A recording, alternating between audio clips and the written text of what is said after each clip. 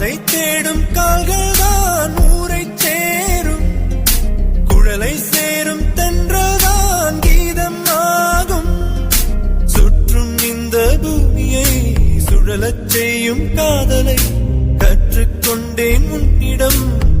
இருவரும் இனி ஒரு உயிர் பிரிவில்லை.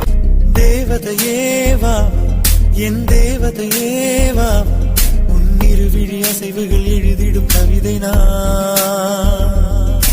பூமழையேவா என் பூமழையேவா, உன் விரல் தொடும் தொலைவினில் விழுகிற அருவினா.